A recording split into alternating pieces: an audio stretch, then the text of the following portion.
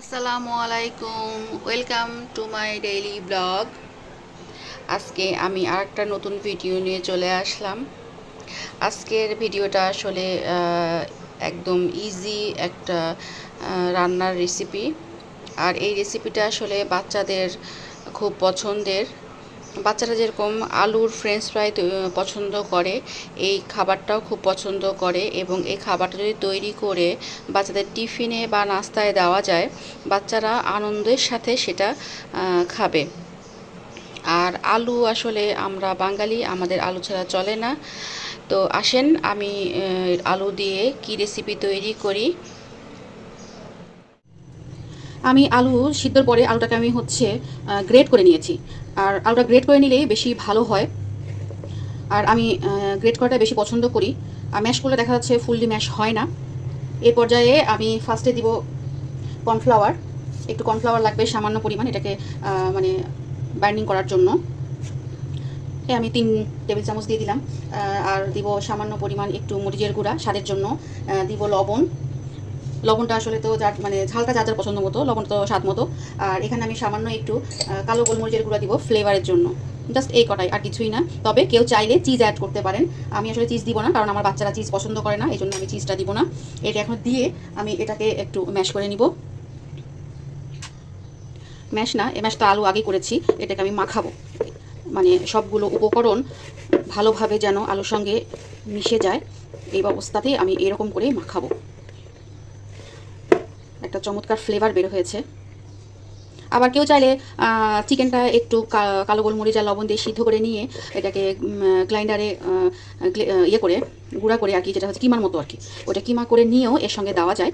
যেহেতু আমি শুধু সিম্পল আলু দিয়েই করবো, এই জন্য আর আমি এত কিছু দিলাম না। তবে যখন চিকেনটা দিব ওই সময় যদি আমরা একটু চিজ দিই, এটার মানে টেস্টটা আরও ভালো হয়। ওটাও একদিন আমি করব। ওটাও একদিন তৈরি করে আমি দেখাবো আপনাদের যে ওটাও কেমন হয়। আসলে ওটাও খুব টেস্ট হয়। এর আগে আমি একদিন করেছিলাম, বাট আসলে ওইটা আসলে ভিডিও করা হয় নাই। এই যে এই পর্যায়ে আমার ভালোভাবে একদম মাখানো হয়ে গেছে। এটা হচ্ছে একটু দলা পেকে আছে, দলাটা দিয়ে, কারণ আলুটা আসলে যত মানে টেস্ট করে মাখানো যাবে খাবারের স্বাদটা তত ভালো হবে। আর আমার বাচ্চারা আর কি সব রকম খাবারই খায়, এই জন্য আমার প্রবলেম হয় না। ওদেরকে আমি যেটাই বানিয়ে দিই ওরা সেটাই খায়। এই যে এই পর্যায়ে আমার মাখানো হয়ে গেছে। এটাকে এখন আমি সেট করব। আমি এরকম একটা ননস্টিকি প্যান নিয়েছি। এই প্যানটা স্কোয়ার শেপের, এই জন্য সেট করতে সুবিধা হবে। এখানে আমি তেল ব্রাশ করে নিচ্ছি হালকা করে, বেশি না। যদিও এটা ননস্টিক, তারপরেও যখন আমি এটাকে কাট করে উঠাবো তখন কোনো হ্যাসেল হবে না। এই জন্যই আমি ননস্টিকের এই স্কোয়ার প্যানটাই নিয়েছি। এই পর্যায়ে আমি একটা যে আলু ম্যাশ দিয়ে এটাকে আর কি সেট করবো। আজকে একটু পুরো করেই আমি সেট করবো এটা, কারণ হচ্ছে মানে ভাজলে যেন দেখতে সুন্দর লাগে।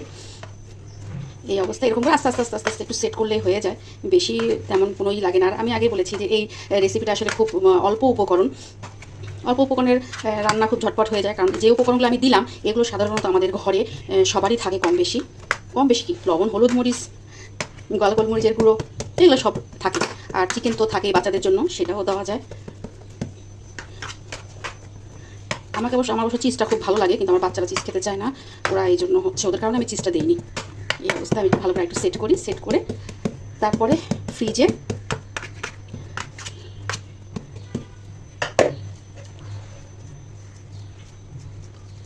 এটা আসলে ফ্রিজে রাখলে যখন আমি আলুটা কাট করে তুলবো তখন কোনো রকম হ্যাসেল হবে না, খুব চমৎকার করে এটা উঠে যায়। এই যে আমার মোটামুটি সেট হয়ে গিয়েছে। একটু হাতে তেল দিলেও এটা হচ্ছে সেটটা ভালো হয়। এই যে আমি একটু, আসলে আমাদের সব কাজে তেল লাগে, তেল ছাড়া কোনো কাজই হয় না। যতই বলি যে আমরা তেল অ্যাভয়েড করবো, তেল কম খাবো, হয় না। আসলে কোনো কিছুই তেল ছাড়া হয় না।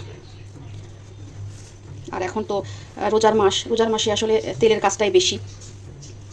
এই যে আমি হাত দিয়ে চমৎকার করে এখানে মোটামুটি আমার ভালোভাবে একটু হয়েছে।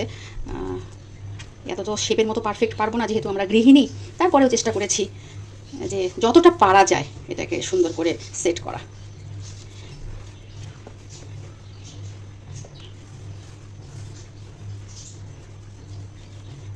ব্যাস আমার সেট হয়ে গেছে। এই যে পর্যায়ে গেছে। এখন আমি এটাকে হচ্ছে নর্মাল ফ্রিজে আমি রেখে দিব, জাস্ট ভাজার আগে বের করে কাট করে তারপর ভাজবো। ম্যাশ করা সেট হয়ে গিয়েছে। আমি এখন এটাকে কাট করব। মাঝখান থেকে আগে একটা লম্বা লম্বি ফাড়ি দিই, দেন আমি এমন করে করে আর কি কেটে নিই।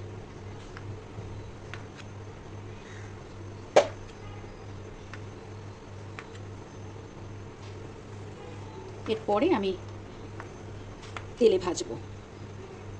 আমি জাস্ট এটা কেটে উঠানোটা দেখাই যে কত সুন্দর করে এটা উঠে যায়, এটা কোনো হ্যাসেল ছাড়াই যে এখান থেকে আমি উঠাবো কেমন করে বা কি।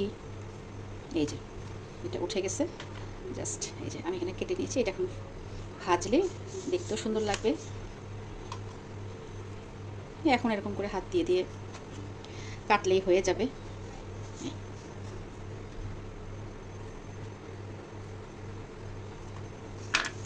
সবগুলো তুলি।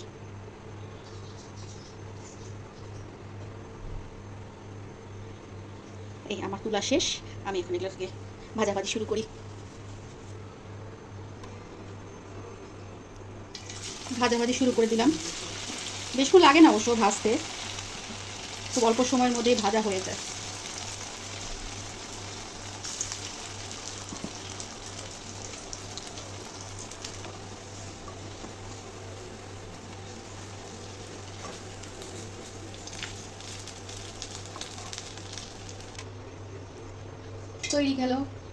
তৈরি হয়ে গেল আমার গরম গরম পটেটো ফিঙ্গার। আর গরম গরম পটেটো ফিঙ্গারের সাথে ঘরে তৈরি করা জলপাইয়ের সস। এটা হচ্ছে বাচ্চাদের ভীষণ পছন্দ, বড়দেরও পছন্দ। সবাই ভালো থাকবেন। আল্লাহ হাফেজ।